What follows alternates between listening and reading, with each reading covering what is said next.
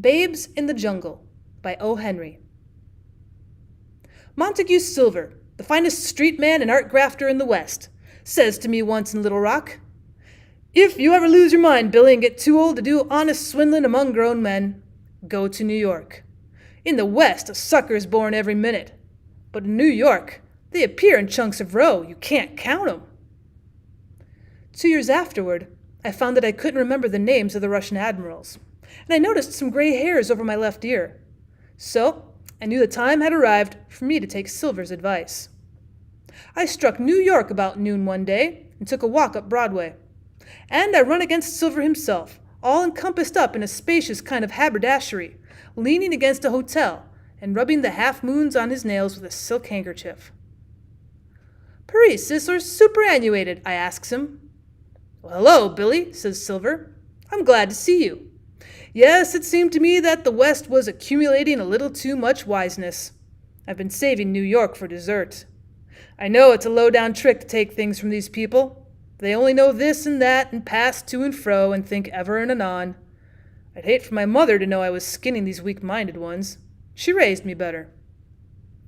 "Is there a crush already in the waiting rooms of the old doctor that does skin grafting?" I asks. "Well, no," says Silver. "You needn't back epidermis to win today. I've only been here a month. But I'm ready to begin, and the members of Willie Manhattan's Sunday school class, each of whom has volunteered to contribute a portion of cuticle towards this rehabilitation, well, they may as well send their photos to the Evening Daily." "I've been studying the town," says Silver, "and reading the papers every day, and I know it as well as the cat in the city hall knows an O'Sullivan. People here lie down on the floor and scream and kick when you're the least bit slow about taking money from them. Come up in my room and I'll tell you. We'll work the town together, Billy, for the sake of old times." Well, Silver takes me up in a hotel. He's a quantity of irrelevant objects lying about. "Well, there's more ways of getting money from these metropolitan hayseeds," says Silver, "than there is of cooking rice in Charleston, South Carolina. They'll bite at anything. The brains of most of them commute. The wiser they are in intelligence, the less perception of cognizance they have. Why, didn't a man the other day sell J.P. Morgan an oil portrait of Rockefeller Jr. for Andrea de Sarto's celebrated painting of the young St. John? You see that bundle of printed stuff in the corner, Billy? Well, that's gold mining stock. I started out one day to sell that, but I quit it in 2 hours. Why? Well, I got arrested for blocking the street. People fought to buy it. I sold a policeman a block of it on the way to the station house, and then I took it off the market. I don't want people to just give me their money. I want some little consideration connected with the transaction to keep my pride from being hurt. I want them to guess the missing letter in Chicago, or to draw a pair of 9s before they pay me a cent of money. Now, there's another little scheme that worked so easy that I had to quit it. You see that bottle of blue ink on the table? Well, I tattooed an anchor on the back of my hand and went to a bank and told them I was Admiral Dewey's nephew. Well, they offered to cash my draft on him for 1,000, but I didn't know my uncle's first name. It shows, though, what an easy town this is. Well, as for burglars, they won't go in a house now unless there's a hot supper ready and a few college students to wait on them. They're slugging citizens all over the upper part of the city, and I guess taking the town from end to end, it's a plain case of assault and battery." "Monty," says I when Silver had slacked up, "you may have Manhattan correctly discriminated in your perorative, but I doubt it. I've only been in town 2 hours, but it don't dawn upon me that it's ours with a cherry in it. Well, there ain't enough rust and herb about it to suit me. I'd be a good deal much better satisfied if the citizens had a straw or more in their hair, and run more to velveteen vests and buckeye watch charms. They don't look easy to me." "You've got it, Billy," says Silver. "All emigrants have it. New York's bigger than Little Rock or Europe, and it frightens a foreigner. You'll be all right. I tell you, I feel like slapping the people here because they don't send me all their money in laundry baskets with germicide sprinkled over it. Oh, I hate to go down on the street to get it. But who wears the diamonds in this town?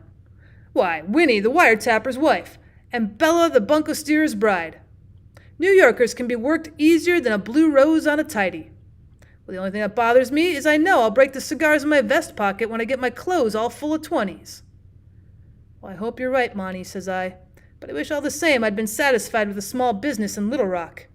The crop of farmers is never so short out there, but what you can get a few of them to sign a petition for a new post office that you can discount for $200 at the county bank. Little people here appear to possess instincts of self-preservation and illiberality.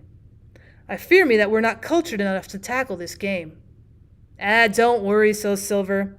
I've got this Jayville near Tarrytown correctly estimated, as sure as North River is the Hudson, and East River ain't a river. Why, there are people living in 4 blocks of Broadway who never saw any kind of a building except a skyscraper in their lives. A good, live, hustling Western man ought to get conspicuous enough here inside of 3 months to incur either Jerome's clemency or Lawson's displeasure.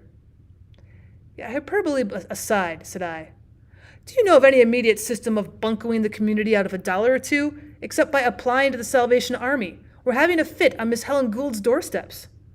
Well, dozens of them, says Silver. How much capital have you got, Billy? 1,000, I told him. I've got 1,200, says he. We'll pool and do a big piece of business. There's so many ways we can make $1 million that I don't know where to begin. Well, the next morning, Silver meets me at the hotel, and he's all sonorous and stirred with a kind of silent joy. Well, we're to meet J.P. Morgan this afternoon, says he. A man I know in the hotel wants to introduce us. He's a friend of his. He says he likes to meet people from the West. Well, that sounds nice and plausible, says I. I'd like to know Mr. Morgan. It won't hurt us a bit, says Silver, to get acquainted with a few finance kings. I kind of like the social way New York has with strangers. The man Silver knew was named Klein. At 3 o'clock, Klein brought his Wall Street friend to see us in Silver's room. Mr. Morgan looked some like his pictures, and he had a Turkish towel wrapped around his left foot, and he walked with a cane. Mr. Silver and Mr. Pescud, says Klein. It sounds superfluous, says he, to mention the name of the greatest financial... Cut it out, Klein, says Mr. Morgan. I'm glad to know you gents. I take great interest in the West. Klein tells me you're from Little Rock. I think I've a railroad or two out there somewhere. If either of you guys would like a deal a hand or two of stud poker, Now, Pierpont, cuts in Klein, you forget. Oh, excuse me, gents, says Morgan. Since I've had the gout so bad, I sometimes play a social game of cards at my house. Neither of you never knew One-Eyed Peters, did you, while you was around Little Rock? He lived in Seattle, New Mexico. Before we could answer, Mr. Morgan hammers on the floor with his cane and begins to walk up and down, swearing in a loud tone of voice. They've been pounding your stocks today on the street, Pierpont, asks Klein, smiling. Stocks? No, roars Mr. Morgan.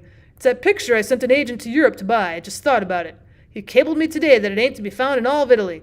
Well, I'd pay $50,000 tomorrow for that picture. Yes, $75,000. I gave the agent a carte in purchasing it. I cannot understand why the art galleries will allow a Da Vinci to... Why, Mr. Morgan, says Klein, I thought you owned all of the Da Vinci paintings. What's the picture like, Mr. Morgan? Asked Silver. It must be as big as the side of the Flatiron Building. Well, I'm afraid your art education is on the bum, Mr. Silver, says Morgan. The picture is 27 inches by 42. It's called Love's Idle Hour. It represents a number of cloak models doing the two-step on the bank of a purple river. The cablegram said it might have been brought to this country. My collection will never be complete without that picture. Well, so long, gents. Us financiers must keep early hours. Mr. Morgan and Klein went away together in the cab. Well, me and Silver talked about how simple and unsuspecting great people was, and Silver said what a shame it would be to try and rob a man like Mr. Morgan. I said I thought it'd be rather imprudent myself. Klein proposes a stroll after dinner, and me and him and Silver walks down towards 7th Avenue to see the sights. Well, Klein sees a pair of cufflinks that instigate his admiration in a pawn shop window, and we all go in while he buys them. After we got back to the hotel and Klein had gone, Silver jumps at me and waves his hands. Did you see it? Says he.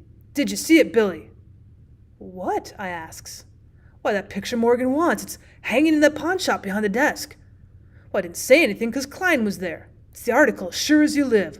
The girls are as natural as paint can make 'em, all measuring 36 and 25 and 42 skirts if they had any skirts. And they're doing a buck and wing on the bank of a river with the blues.